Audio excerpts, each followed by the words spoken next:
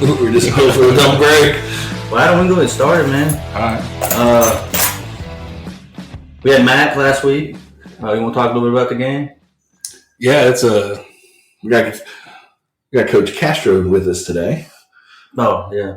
Yeah, Coach Castro, yeah. Playing week 0 was my first experience. It was got mixed feelings about it. It's early. You as a coach, you feel paranoid. You're not prepared, but luckily we bring a good group up that is kind of played a lot of football. Whether they played a lot of varsity football or not, they kind of know our program pretty well, and the investment we have in our own junior high really helps with that. And like guys like Braxton and Hudson and Jackson Deal, those young guys that are kind of taking up some big roles, and others as well, like Corday and Joey played a lot of snaps. And so having those guys in our program for such a long time, even though it is their first big under the lights game, not for Hudson, but for some of those other guys, it's makes it a little bit easier on you and your stress levels and just being able to trust those guys. But MacArthur's a good football team. They got 4 Division I players out there, and it might not have been like the sexiest game of all time, but it was a game that we had a plan for and that we executed the plan that we wanted to go in with, and we did what we needed to do to win the game. I think we left a lot of points out there. We had those 2 false starts in the backfield. One negated an 80-yard run. That was a pretty special run that honestly wasn't blocked great, and that's right. And some of the blocks or the runs that are blocked great go for 3 or 4, and just sometimes it feels like we're about to go score right before halftime, and we don't. And then there's a backwards pass that Bryce made a good play on the flare in the backfield, and had it been a forward pass, Bryce would have tackled the kid that was going to make the catch, but the ball was thrown significantly backwards, and it should have been a scoop and score, or was it? But so we left points out there on both sides of the ball, but it was week 0, so we're not going to play perfect. We got a long ways to go until we're going to play the best football that we're going to play. So it was good. It was fun. Those guys, have a good relationship with those guys over at MacArthur and their staff, but they wanted to beat us, and we wanted to beat them. And luckily, and with our preparation and the way our kids played, we got it done.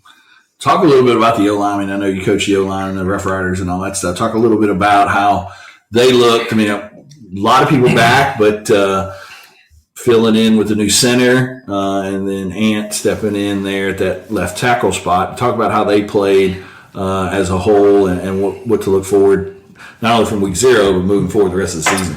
Yeah, up front, just looking at it from the outside in, watching the game, you probably think, wow, that Elgin offensive line played really, really well. We played well. We didn't play to the level that we want to play to. If we go back and look at the grades, there's quite a few missed assignments, not coming off the linebackers that are scraping underneath. Really on the play side of gap scheme, we didn't come off through our combos really well, and that was a little frustrating. But it's also it's something we got to move forward and get better at, and make sure that we don't bury our eyes on the first level. And that might be being critical because we rushed pretty well and did things well, and the offensive line controlled the game. It's just they've got so much more in there. And I told them that, and they know that, and they accept that, and they're willing to embrace that and go forward and work. But I was proud of them, especially a guy like Jackson Deal stepping in. He was in a 3-way battle for the center spot, ends up winning it. It wasn't it didn't just fall into his lap. He earned it, and that's what's a big deal, and that's why he's out there. Young kid, not the biggest body, but plays hard, and he's got a long way to go in his development. But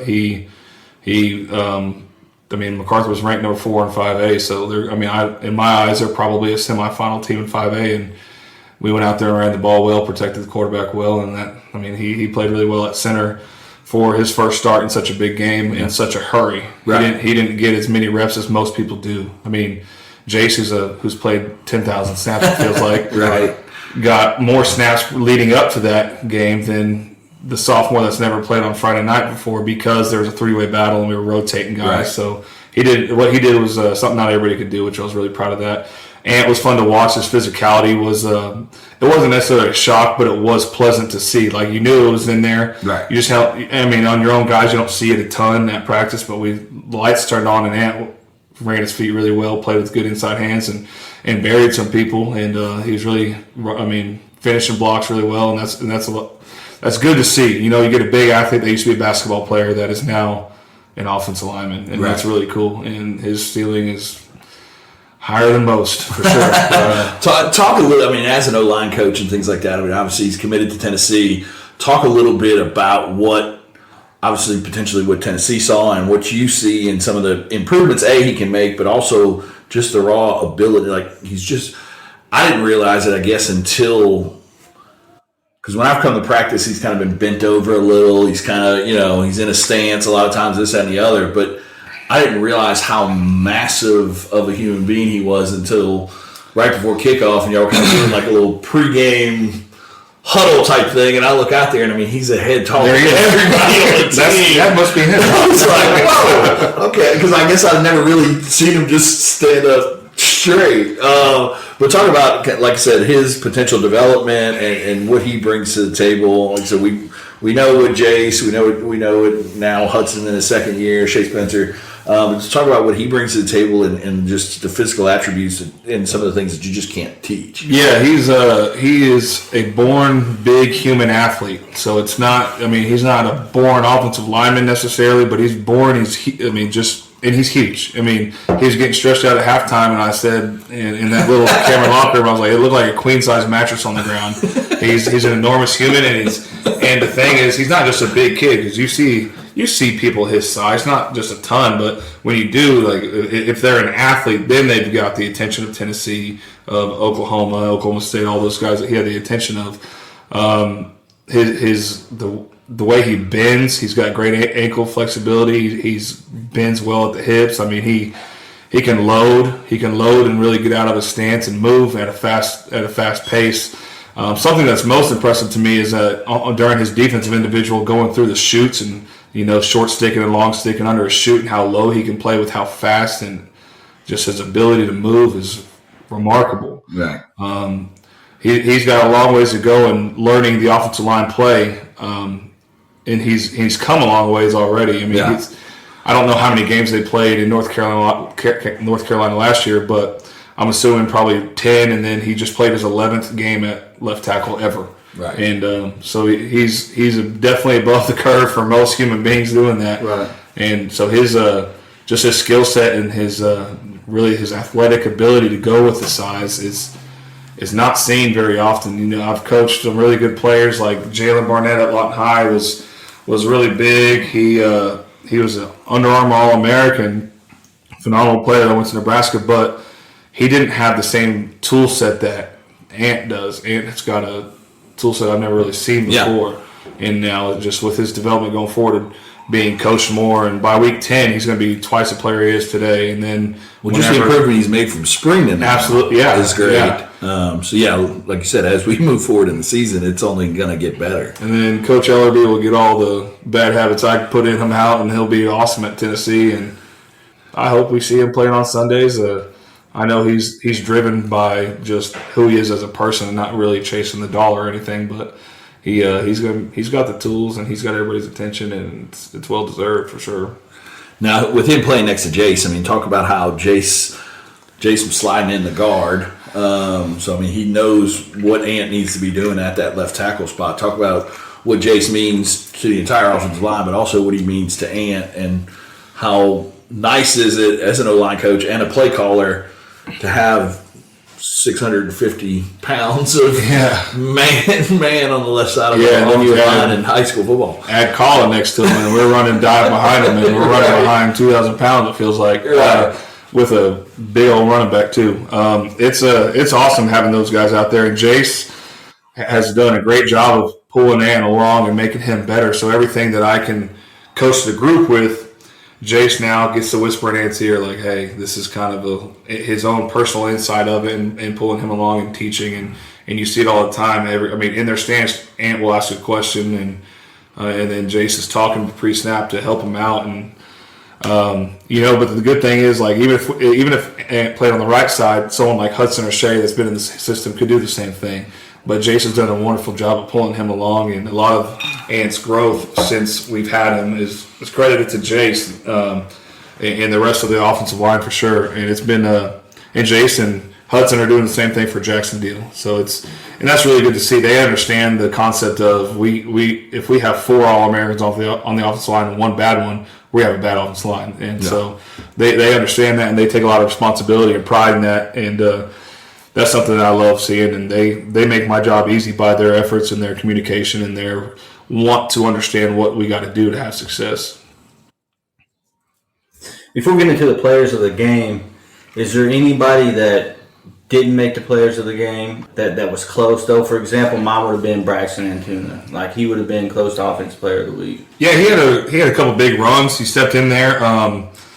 He's pretty explosive. He kind of has a little bit of that Matt London. I mean, and that's, I don't say that lightly because Matt means a ton to me into this program and the community. But he's got a little bit of that really sneaky burst, and kind of he hides behind those big bodies, and he can really go.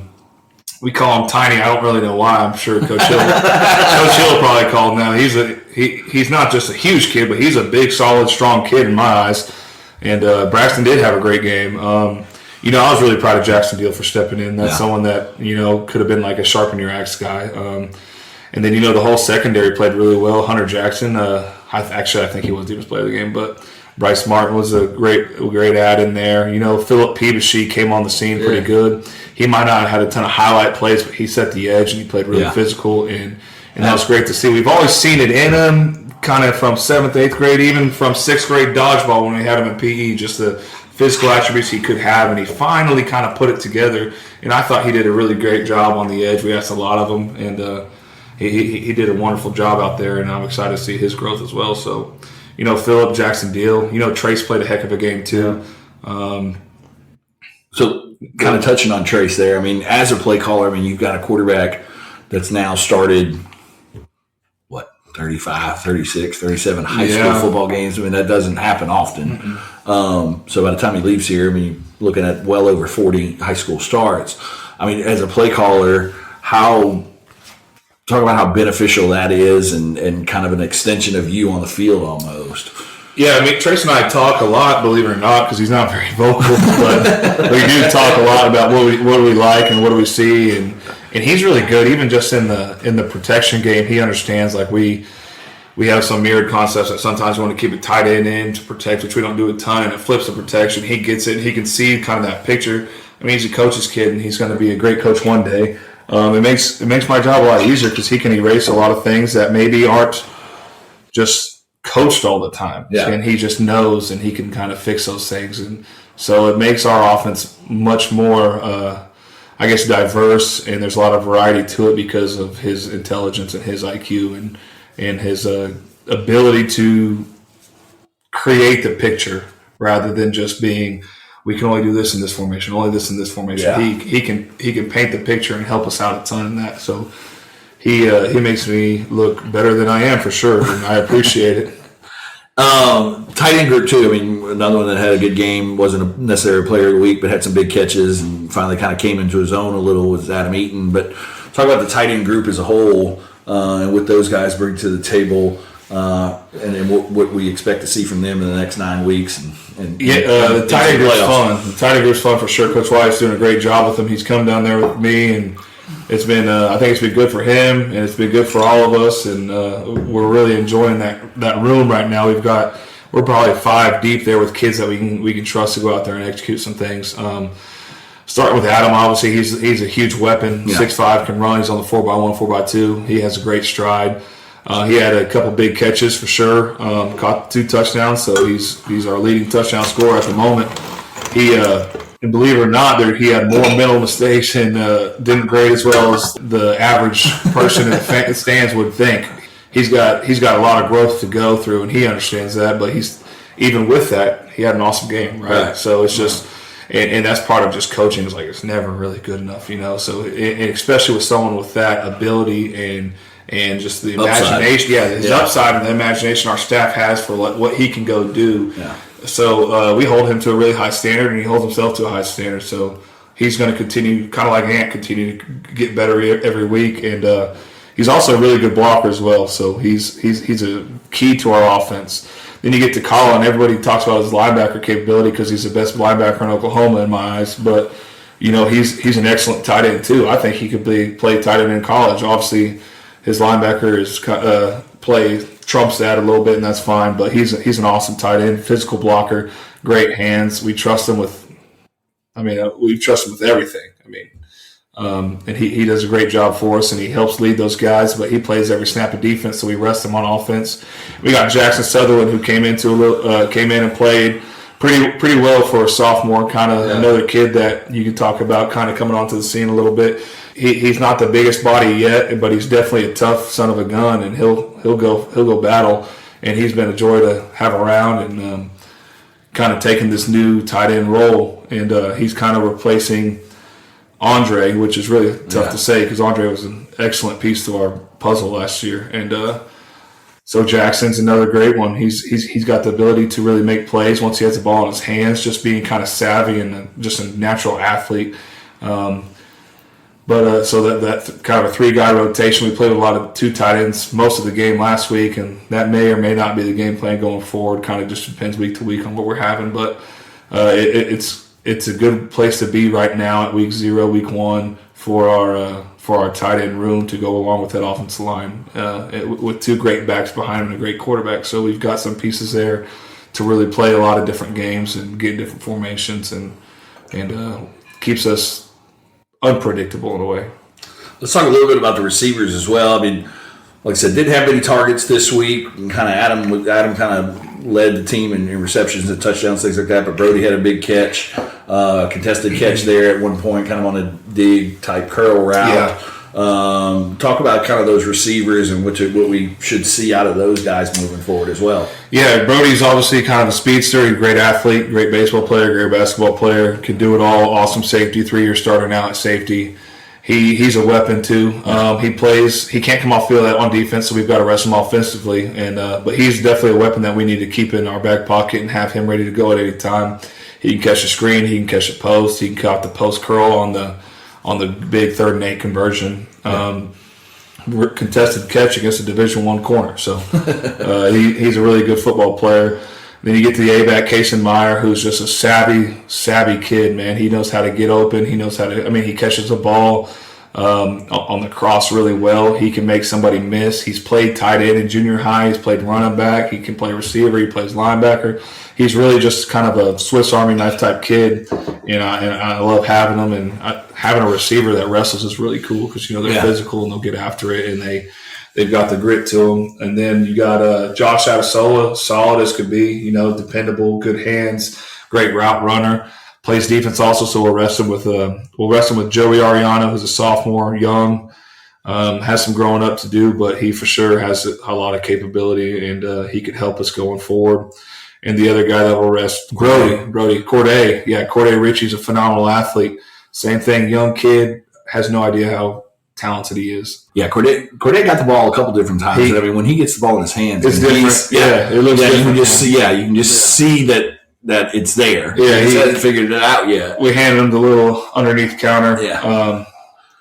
And we pulled some guys in front of him, and he's got just he looks like Russell Westbrook on the football field, kind of in a way, just like shifty, can move, can penetrate, can't really be touched, slippery. He's again, and this is nothing negative. He's just a young kid. Just once he really grows up, he can find himself in the end zone quite a bit, and we're excited for that. We're going to keep coaching him, and he's going to keep coming, and we love him. But his ceiling is really high once he grows up, and we're going to keep taking him there. So it's a good thing that we've got some depth at receiver. And John Lohman plays receiver as well. He's Kason's he'll rest Kason, and he's a good tough kid. Came from the basketball team. Really savvy athlete, runs behind his pads, kind of.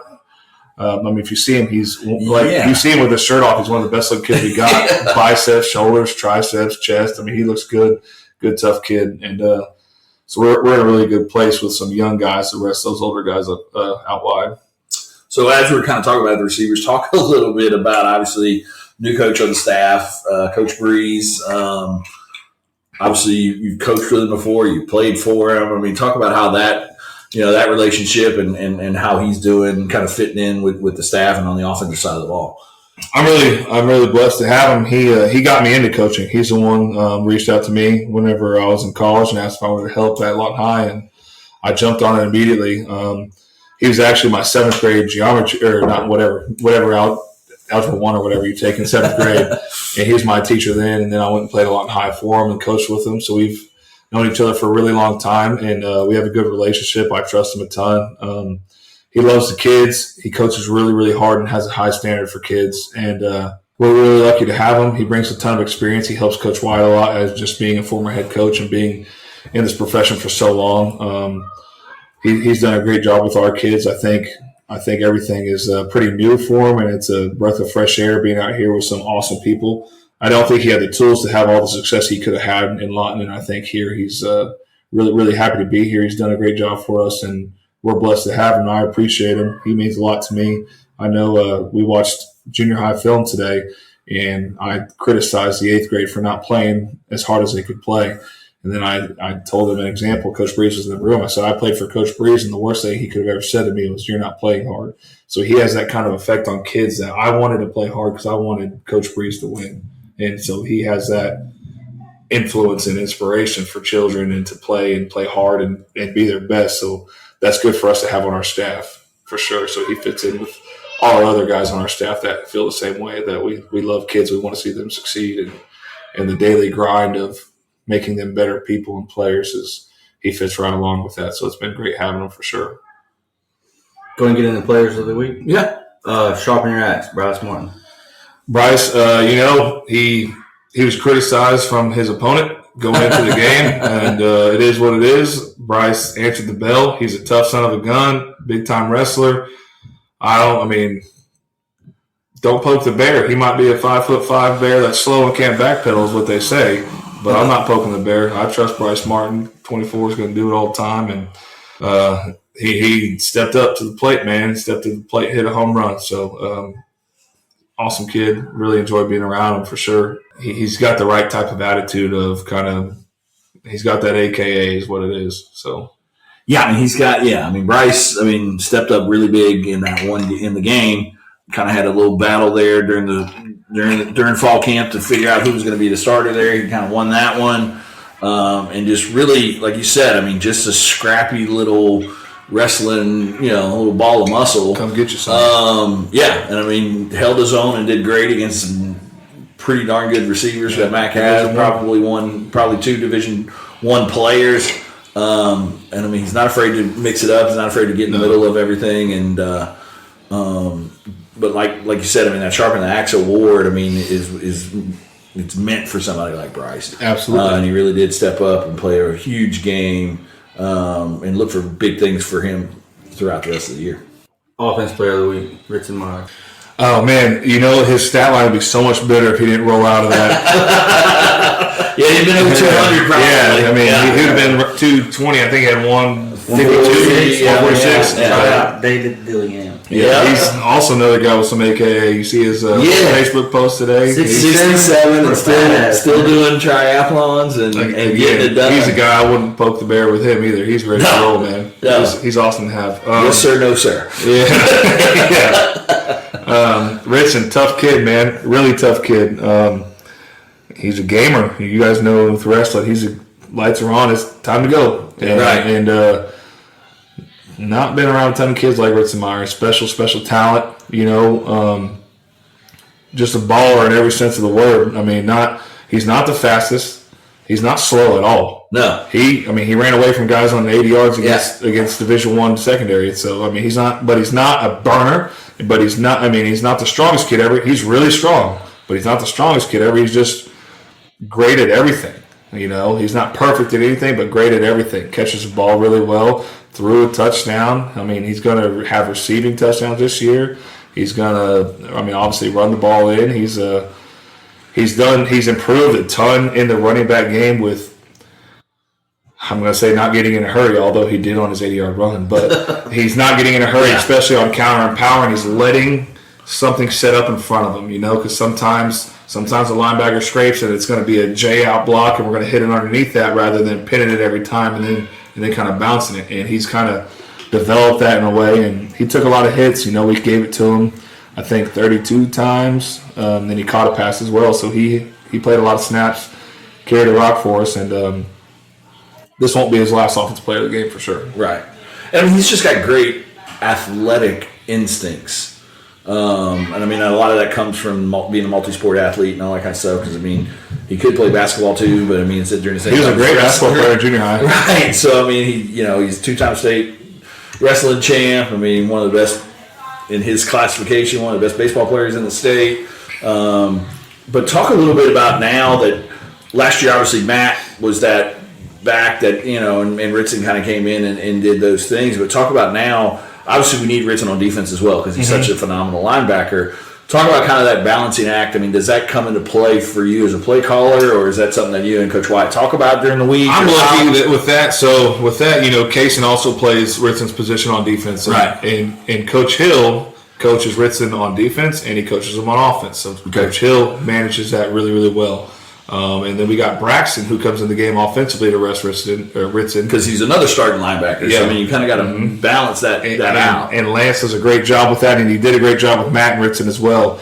And he kind of knows who the hot hand is. He knows, I mean, I don't ever know who's that running back since 3 years now with Ritson there. It's whether it was Matt, whether it was Ritson, play calling didn't change. They could do it both. Okay. And I feel that way after Thursday. I feel that way with Braxton as well. Yeah. I mean, I feel really confident either way, and I just trust Lance to do his job. And if I didn't, then I had another thing on my plate. But Lance is a great football coach. He has a great relationship with those kids, so he can look them in the eye and kind of know who needs to go. And Kaysen's not as physically daunting as Ritson is at linebacker, but Kaysen had a big-time play, sacked the quarterback on when he excavated the pocket, and Kaysen can play linebacker just as well as Ritson. He just does. It looks different. Yeah. Kind of like Braxton and Ritson look different carrying it, but the effectiveness is still the same. And so Lance does a great job with it, and I'm blessed with that because it just put another thing on my plate, and I'm lucky to have Lance help us out in that area. Well, I think you hit it right on the head when you said he's just a gamer. Because there's sometimes you come out of practice and Ritson is, not necessarily going through the motions, but I think because he's such a good athlete and things like that, sometimes he gets bored. Yeah, potentially. Sure, absolutely. And I mean, it's not a bad thing. Not saying anything negative about it, but he just kind of gets bored because he's so physically gifted at everything that he does. Coach Castro, I can run Trey right, inside zone right. I can do that. We don't have to call it again. Right. So you do something else. Yeah, you're at practice and you're like, is this kid, does he get in it or whatever else? And like I said, the lights turn on and that's why we're like, all right, go ahead. We're not playing to throw it. Right. So the lights come on and it's just fun to watch. And he's fun to watch in everything, like I said, wrestling and baseball and in football. So, and like I said, I think we named maybe Adam the player of the game because of the 2 touchdowns or whatnot, and that was part of the conversation. But Ritson's going to get it. He's going to get his flowers at some point during the season. Right. And like you said, I mean, he's going to be that bell cow. And it's a little bit different, like you said, than what we saw with Matt. But at the end of the day, he still was 80 out the gate. Yeah, just like Matt last year on power, And like I said, it wasn't. It got called back because of something silly. It had nothing to do with the play at the end of the day, really. So he can also break him. And then, like I said, I mean, with Tiny, my understanding, I think maybe he had the fastest 40 time during camp and stuff. He was up there, not Coach Hill, no, but he's definitely up there. Yeah, so I mean that gives you a great 1-2 punch there. So congratulations, Ritson is the offensive player of the week. Now we got defensive player of the week. Player of the week, Hunter Jackson. Hunter Jackson is one of my favorite kids I've ever coached, and we don't even have a great relationship. Not that we don't have a bad one at all, but we just don't. He's a secondary player and rarely rotates offensively. We save him defensively quite a bit. And what I love about Hunter is you never have to wonder. Like Hunter's going to show up. He's going to do his job. He's going to be in position, and he's going to tackle well. He's going to stay over the top of things. And to me, that's a coach's dream. Like I don't have to think about Hunter, Right. And I love him because of that. And not that that might come off the wrong way, but it's as big of a compliment as I can give him. He's a special kid that I have a ton of respect for because he's straight up about business, and he's going to come out there. He's going to play incredibly hard. He's going to be in the right spots. He's going to do what he needs to do, and there's no questions asked. That's just what it is. Yeah. And so it's. Well, if you see him in street clothes, you would never say, "Oh, that's That's a 3-year starting safety. Yeah. I mean, and strong safety at that. I mean, with the way, I mean, I know him and Brody kind of, but I mean, at the end of the day, Brody's more of that center fielder, and Hunter's more of that guy that's down in the box, kind of getting dirty, chopping knees out from under you. Right. But I mean, the wrestling side of it, and we talk about it all the time on this podcast with Coach Bean and all, being a wrestling coach and whatnot. I mean, the wrestling's, you can just see. I mean, he's just every kid we've talked about, wrestler of the game, wrestler, right? Just scrappy, and like I said, I mean, you see him in street clothes, you'd be like, "There's no way that's a 3-year starting safety that's on a kid that on a knows football team." Yeah. And like I said, he's one of my favorite players to watch. And like I said, doesn't say much, doesn't, but has a swagger about him, and is willing to mix it up with anybody. Doesn't matter the size, doesn't matter. Whatever, and like I said, he's a great safety and done well for us the last couple of years, and looking forward to seeing how his last year turns out for sure. Special teams player of the week, Delgado. Delgado's awesome, man. Stepped in really well. Lost a kicker last year, and so now he's stepped in 4 for 4 on extra points. Stepped in, caught the punt, punted, and boomed one of them. Yeah, for sure, and had a good punt on the second as well. So made a 40-yarder, 41-yarder maybe today at practice. I think 45. Like after practice, it was 45. Yeah. I mean, great kid. Had him in class 2 years ago. Didn't think much. He was like, "Hey, can I come play football?" And I was like, kind of at first, like, I guess if you want to. like, what do you want to do? And he's like, I'll just try it out. And it's a good soccer player out here. Super awesome kid to have around. Kind of has that right mental level-headedness that you kind of want a kicker to have. Like, kickers are a little weird no matter who you are to a certain degree. And I mean that in a good way. Like, he cares a ton, but it's also like kind of like if you, for me as a Tex fan, remember Cameron Dicker, like before he kicked the game winner against OU, like there's, I mean, however many the cotton ball holds, and they're all going crazy, and he's just kind of like slumped on the sideline, like shoulder, like hands over the fence, like whatever, dude. Like, and you kind of want that because like the moment will never get too big for him, and so like it's cool to have with Adon, and he's a good kid. Love having him around. Proud of him for sure. You know, kickers don't. It's something Coach Wyatt brought up. Like whenever he went in the punt, like kickers don't catch that punt a ton. So he was worried about is he gonna drop it, but caught the punt, booted it, did really well. I mean, just stone cold, man. He's a weapon. Rough Rider. Shay Charles Spencer. He's one of my man. I don't know. I've just coached him for a long time, and I love the crap out of him. He, as a little seventh grader, he was the starting center, and he's kind of been able to play. He's known how to play all 5 positions since the day I met him. Super smart kid, super athletic kid. I mean, I could spend way too much time talking about him, but I really appreciate him. He knows that we're going to ask his best of him, and he's going to fight us against it sometimes. But, you know, he was throwing up on the field, gave us everything he had, and he kept coming out there and battling. And you know, he's such a smart player. Sometimes it's his enemy to where we're running outside zone left, and I'm the right tackle. I don't have to try real hard here, and he knows that, but he battles that, and that's something that we challenge him with all the time. And he kind of answered the bell Thursday, and I was really proud of him. I was proud of how hard he played, you know. And me saying that doesn't mean that he was perfect because he was far from it, and he knows that as well. But it's just. I was really proud of him. He had the greatest offensive line grade. Colin had the overall Rough Rider best grade, but Shay played 58 snaps and Colin played 29, so he doubled his snaps. So I felt as if Shay deserved that award, and he did. And can't say enough about Shay. I want the best for him all the time, and I love him. I love him to death, and it's he earned it for sure. A lot of people talk about how, you know, some of the greatest improvements are from week 1 to week 2, week 0 to week 1, however you want to label it, because we played a week 0 game. Yeah. I mean, talk about what needs to be. I mean, like I said, 28-7 against a very good football team. You know, we're all happy and excited, but at the end of the day, I mean, coach, you guys are, as coaches, are always looking to find a way to get better. Always, you know, we didn't play a perfect game, and you're never going to play a perfect game. But talk about kind of what improvements need to be made between week 0 and week 1, and what to expect this week coming up against a Texas team. Them coming up from Dallas and things like that. You know, I think I'll start with me up front and our guys. we've got to block the second level better. We've got to see. We can't bury our eyes in the first level and not see some backside run through because we're pretty good. I hate saying that, but we're pretty good at seeing like over the top scraping with linebackers. But any backside run through, we've got to be better at, and that is a little bit harder because you want to turn, and I can nerd off in it, but I won't. But it's harder to get the backside run through than it is someone scraping over the top, and so that's something I really, really hope that we improve on Friday night against Hillcrest, who's got some athletic players in the second and third level of their defense.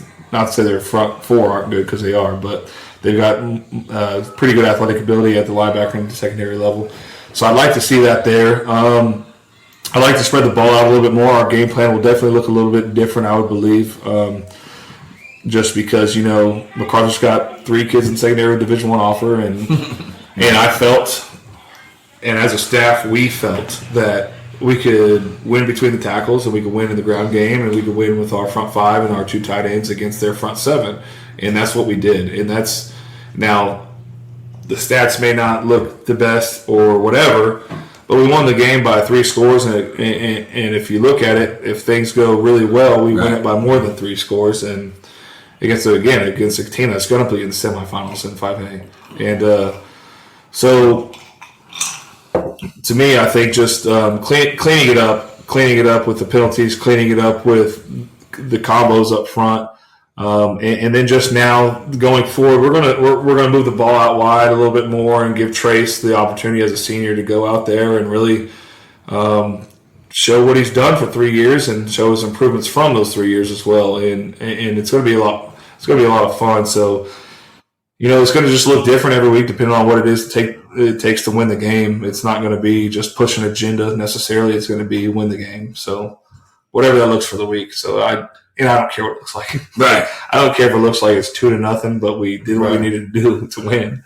Now I might be absolutely. Yeah, I was about to say. I've been with you after. Yeah, like the middle game last year, I was like, thank God we won, but dang it, we could have played better, But I was really happy we were the district champs at 10-0. But so we're gonna play the game in a way to win the game. No, we're not gonna play the game in a way to make everyone happy. I mean, to me, if we're winning, everybody should be happy. And if not, then check yourself. We're trying. This is not about you or me. It's about us. So that's just kind of going forward. That's how I feel about it. We're gonna just what's there to go win the game and focus on that, and that's good enough for me because we got a long season ahead, and it's not about any player or any unit. It's about the team, and that's where we're heading.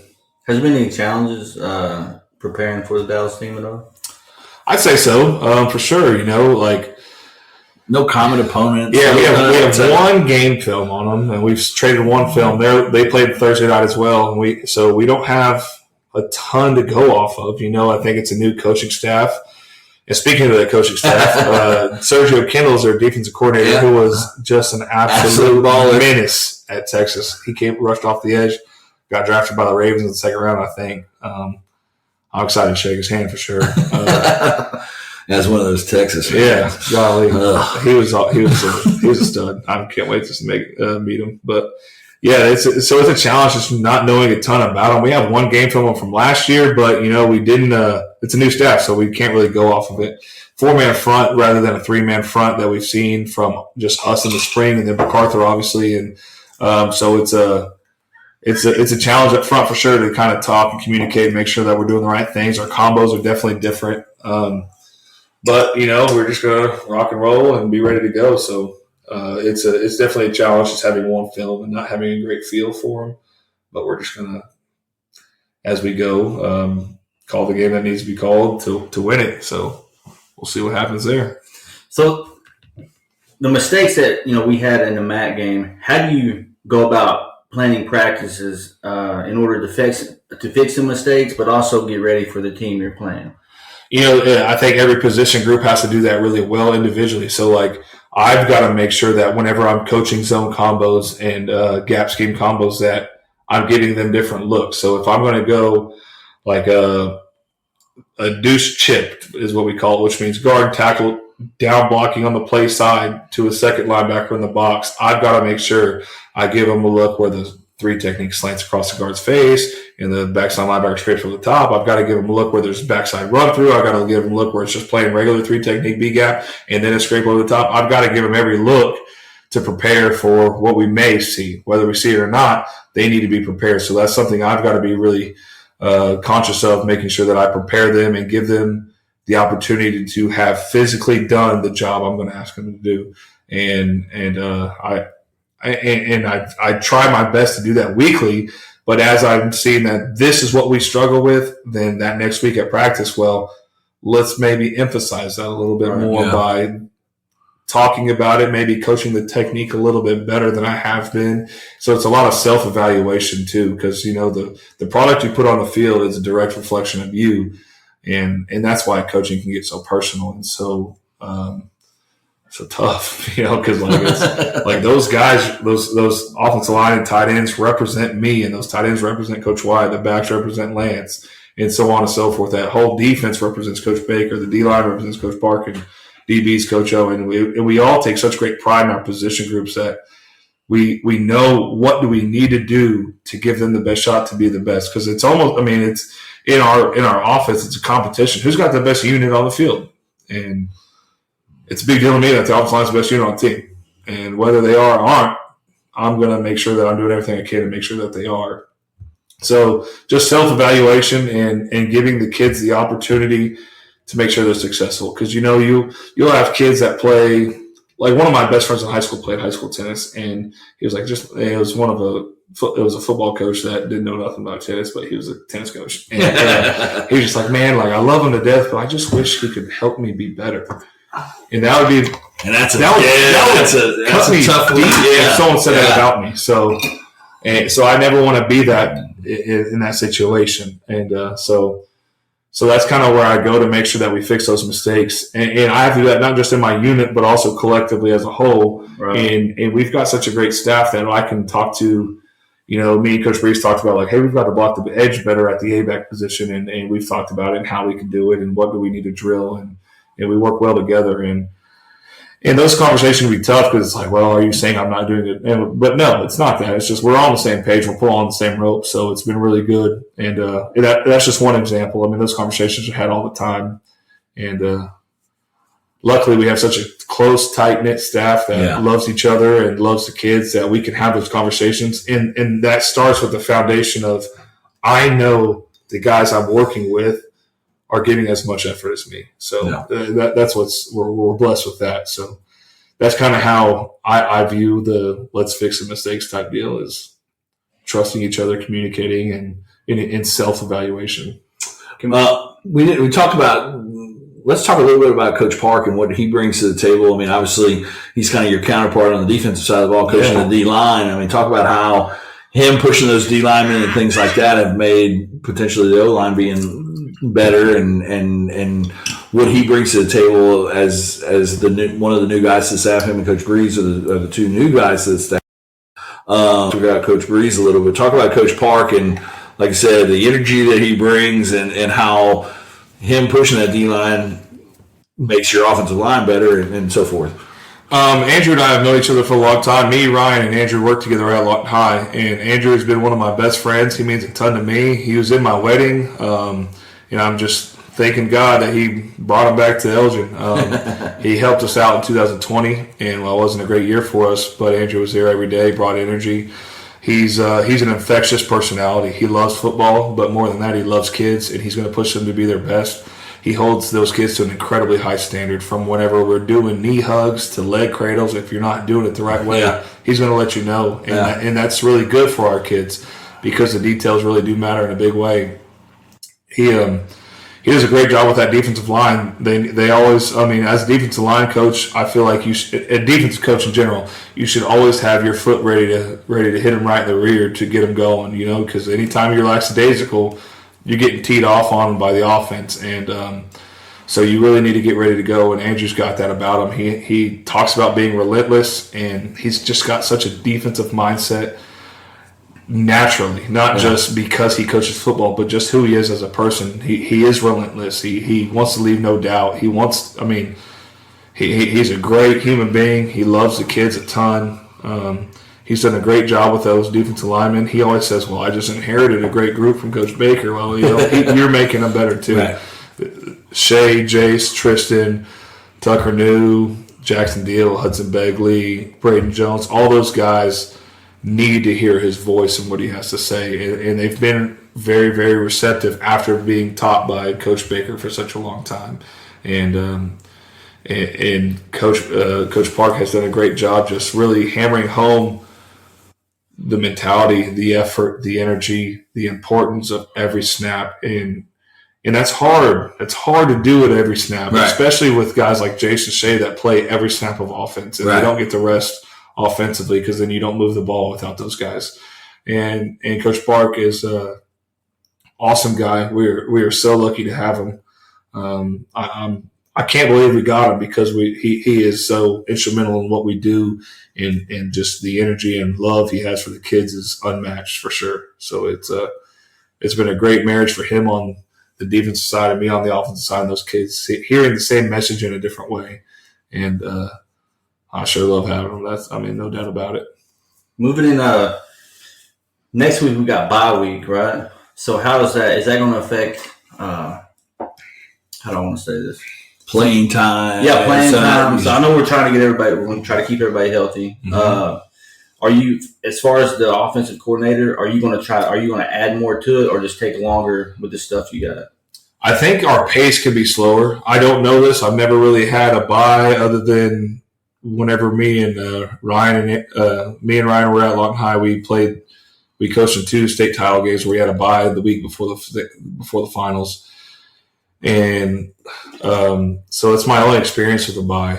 But for that situation, it's drastically different than having a week 2 bye. Yeah. So, I really don't know. It's something we'll talk about as a staff. We definitely don't want to beat them up over that week, especially playing such a physical game last week and then anticipating a really good football game this Friday. We don't want to beat them up, but we definitely don't want to waste the hours that we get to have with them because we don't get a ton of hours with them. So, well, you got a good football team, waiting for you after that bye week. Newcastle's a very good football team. Good. I mean, they moved up to 5A now, so they're coming in. So like you said, you got to kind of prepare for that, but then also, now you want to get your legs back. You want to get your legs back and things like that. But then also, right after Newcastle, now you're rolling into district play where you've got to be on your P's and Q's and whatnot. Absolutely. That's like you said, it's kind of a balancing act and things. Would you change anything? Would you change anything during the game Friday because you've got a bye week, or would you push them a little bit? I don't know. Richard already got 32 carries last game, so you're going to give him 40. It might be easy to say, let's give him a little less carries, but we're competing. You got to win. Yeah. We want to win. Yeah. And so it could kind of be.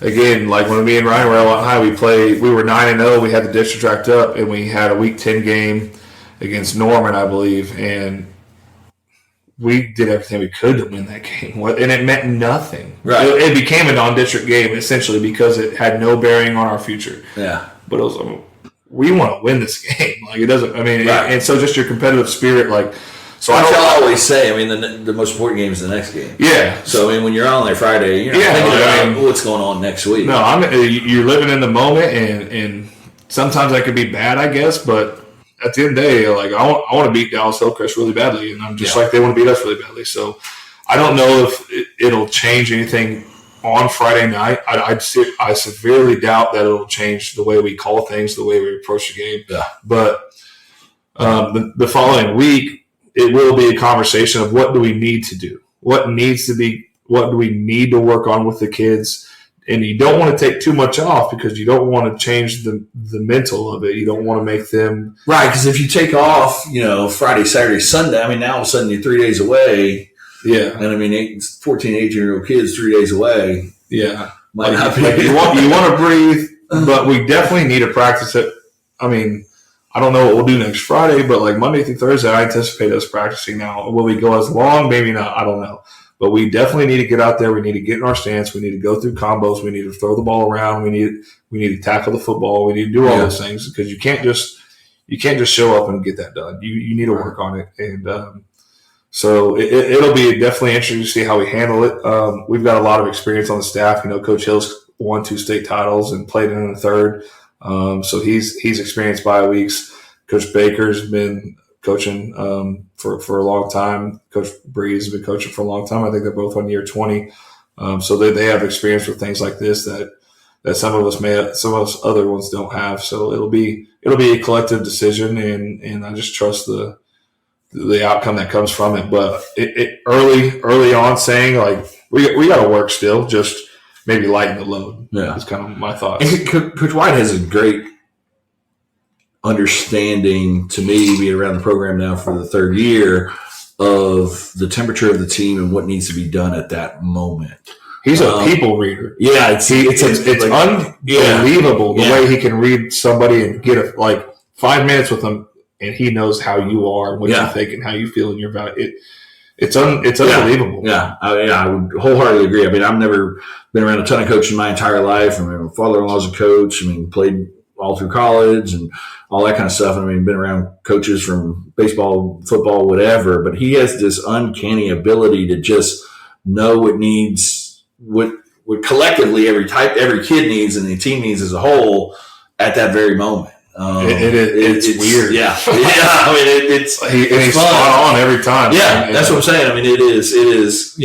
We need to pump the brakes here, and it's right when it's needed. We need to get him going, and it's and his his speeches before, his speeches after practice. He has a message. Yeah, it's amazing to kind of watch and be a part of. So, like I said, I know he'll know. He might not even make that decision until Wednesday. Yeah, sure. Hey, Monday we're gonna, here's what the week's gonna be, and Wednesday he may change it because of what he sees on the field or whatever. He's always observant. He's always calculating, and so whatever we decide, and he'll have the right answer for sure, no doubt about it. As the offense coordinator, you have a lot of different hats than the one people see, like at high school football games, right? So you also deal with the middle school as well. Y'all got JV games, right? So it's different personalities, different personnels. Can you talk a little bit about the grind with that? Like, for example, this week, we had Mac, and then we have a JV game, then we have preparing for a middle school game. Can you talk about that a little bit? Yeah, I think I tried my best to compartmentalize. That's a big word for me, but I think it's. You used it correctly. Good job. Sweet. All right, good. It's hard for me. I try to all right. These 7th and 8th graders, I am in a development process. I am not trying to win the 7th grade Super Bowl. I'm not trying to win the JV Super Bowl. I'm trying to get these guys to win a state championship when they're in high school, and that's really. And by saying that, I'm not saying I don't care about winning, because I do. Because winning is a part of development, and we need to find ways to give those kids success. And so for me, when it comes to all that, I'm doing my best to teach each level of kid I have, and not just offensively, but each kid. If the junior high needs to do a different formation or a different personnel than the high school to have success, but they're still learning the principles of it, I'm totally fine with that. If the 7th grade needs to be in 4 wide receivers, but the varsity needs to be in 2 tight, 2 back, that's fine with me as long as we're teaching it the same way, and the verbiage is the same, and the combos up front are the same, the concepts out wide are the same. I'm fine with all of that as long as they are learning it the same way, and being coached to win a state title and to be great high school football players one day.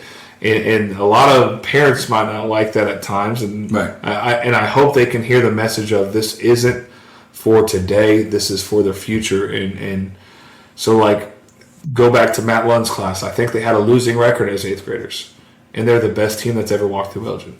Right. And you go to Trace Laura's class, they were 500 as 8th graders, and they hopefully are the best team of Elgin. You know what I'm saying? Right. And so whenever people will look like, oh, they're really good in 8th grade, let's move over there.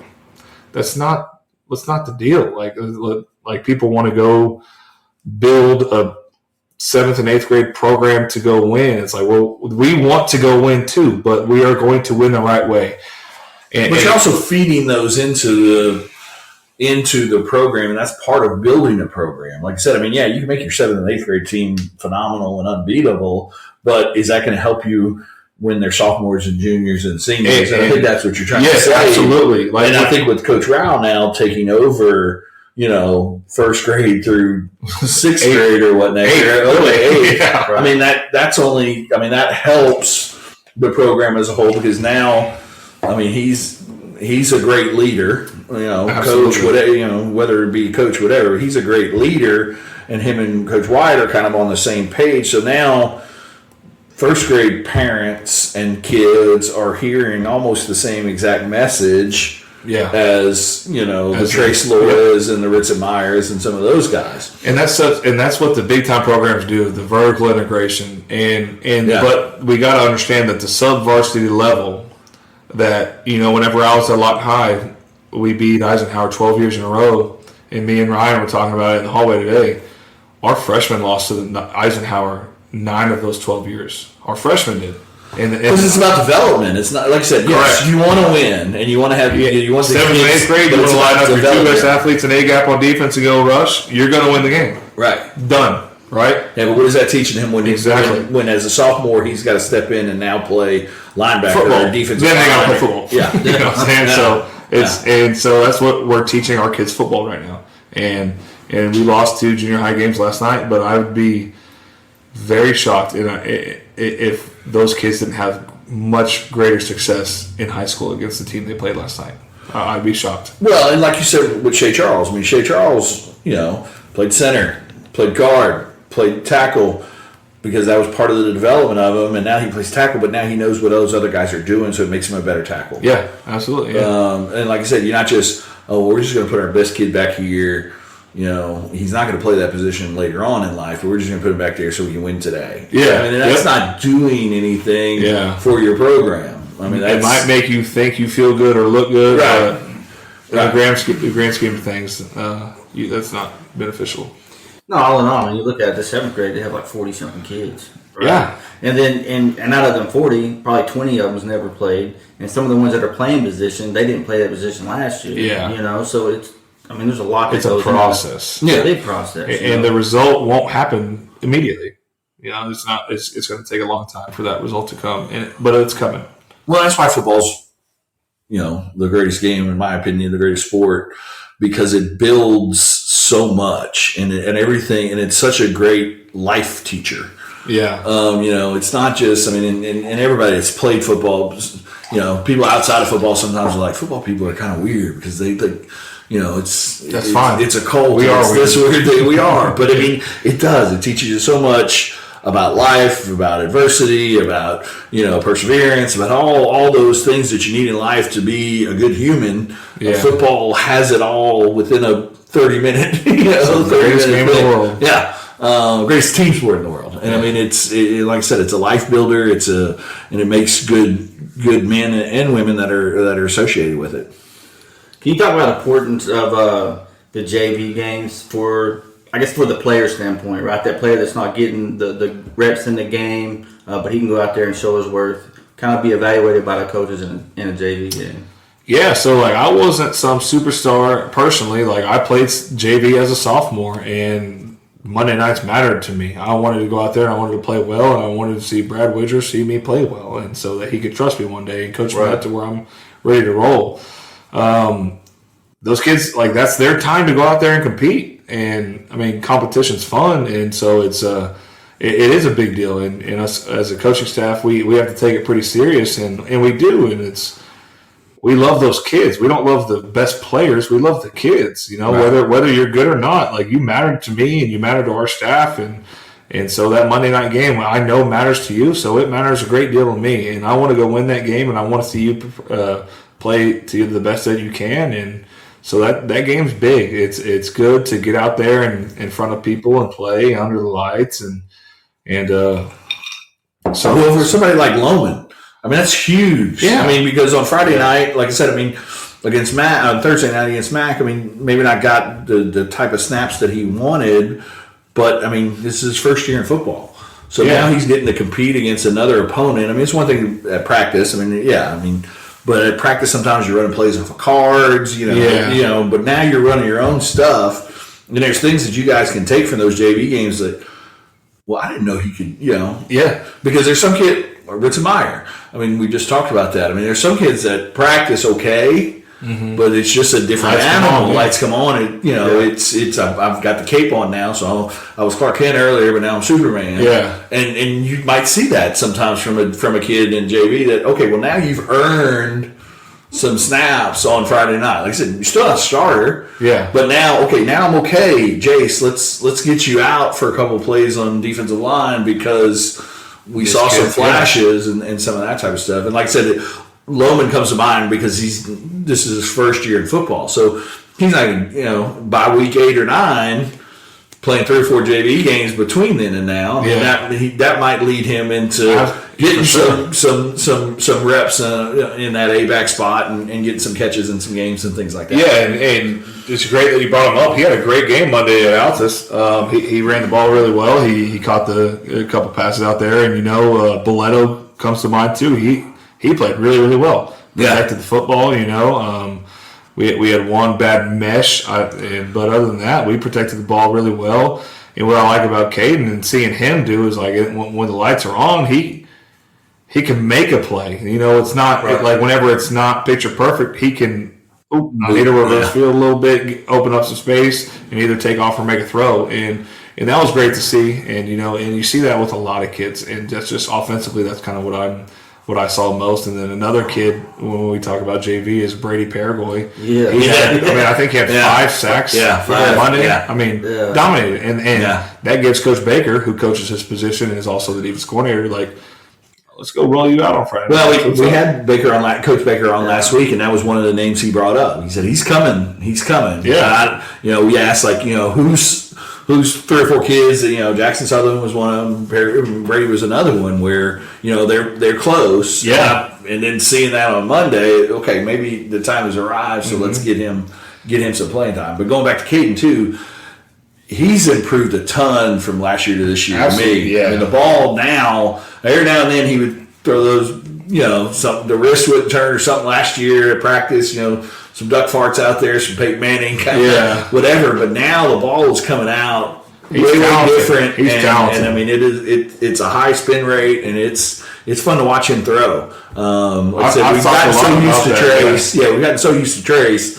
But this is Trace's last year, so we got to find that guy. And I mean, he's progressing to be that guy. But it's starting to become natural to him. And he's kind of lost some of that baseball. As a quarterback, it's hard to play both. So sometimes, but he still has enough of that baseball in him, like you said, when he's a little imagination. He can do some of the. Pat Mahomes is Mike O'Down is one of the greatest, but he's also destroying quarterback play because everybody thinks everybody thinks they can do sidearm and underhand and left-handed stuff and some of that stuff. So as a coach, I'm sure you're like, oh, don't watch him play at all because fundamentals are out the door. Yeah, not everybody's him. Right, but Caden has, like I said, coming out of his hand this year is way different than it was last year. So that's something cool to kind of look forward to coming into next year. And I don't get to coach the quarterback a ton, but being like I run the scout team offense and Caden's the quarterback for that, I've just loved watching him go do it, and he has a. He's grown up a ton. It seems like it. And I'm not going to teach him how to throw football. That's Coach Jason's job, but I can talk to him about things, and it's been a joy, and it also just develops our relationship together. And one day I'll be really, really excited whenever he's taking the snaps behind center. Obviously, I love Trace Lower. I don't mean anything by saying I'm excited about Caden, but Caden's got a lot of talent, and Trace has made him better as well. So we're in good hands right now with a 4-year starter who's an absolute stud college football player in Trace Lower, and then a really fun kid and Caden behind him. So it's those JV games are really, really cool, and getting to watch those kids play. That's all I had, guys. Yeah, final words. Yeah, final words. Thanks for coming on again, man. I appreciate all the kind words you put out on Facebook about the podcast. Yeah. I really do appreciate that. Look forward this week. Let's go. Coach Castro? Yeah, Friday night should be fun. Someone coming up that we don't know nothing about other than one game film that nobody around here really knows much about, but come out and just be a part of the community, be a part of these kids, be a part of the staff.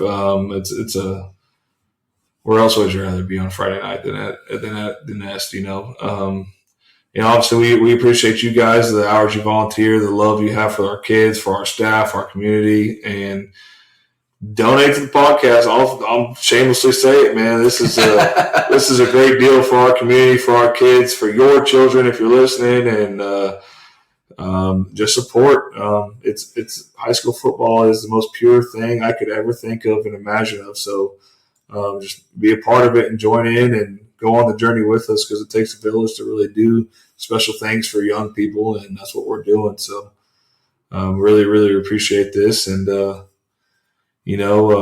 takes a village, and it takes a lot of good people, especially coaches' wives and families, and I'm blessed to have the best of them. And sorry to all the other coaches' wives, but mine's the best. So Kelsey, you're killing it, and I'm excited to get home to see my blonde-haired, blue-eyed baby boy Phoenix. So, final words for me. Looking forward to this one. Obviously it's a home opener, so we expect a huge, huge crowd. We're very excited about that. Great job by the Elgin faithful of showing up at Mac and filling that side of the stands, and even working their way into the grass on that side. So it was, from our vantage point, we were on the other side. So looking out there and seeing the amount of red and black and white was an awesome feeling. But yeah, just looking forward to the season as a whole. It's an interesting battle this week against all you hear about growing up and all you listen to is Texas high school football is on another level and some of that type of stuff. So it's good to get these guys up here and kind of see what we're made of, to see how we can compete against those guys. But like I said, at the end of the day, it's a super exciting season, and it's going to be fun. It's going to be packed, I hope. We always, if not, we always love you to join us on OSN. Again, apologize about the first half. All you had to do was turn the volume down and everything was good. But I do like to hear myself talk. So hopefully this week we'll have a good broadcast for you and have no issues there. But like I said, it's more important that you come out to the Nest, because that's where it's all at. It's going to be a fun year throughout the entire year. Got some great home games against some old rivals that are now rivals again, and can't wait to see that. And so congratulations on a 1-0 start. Like I said, congratulations to you guys. Like I said, I've been around a bunch of coaching staffs in my life, and you guys are a tight-knit group that's fun to follow. And then you got good kids that you're coaching, and a lot of that is because of the way that you coach those guys and love those guys. So congratulations to you guys. Thankful that you guys are in our community and leading our young men, and looking forward to a big victory against the Texas team on this week and getting us to 2-0, having that little week off to get prepared for a big Newcastle team. But yeah, just can't wait for it, and hope you join us at the Nest. And it'll be a fun one. Amen. As always, go Owls. Woo! That's right. Hey, man, I just now realized this. This is live.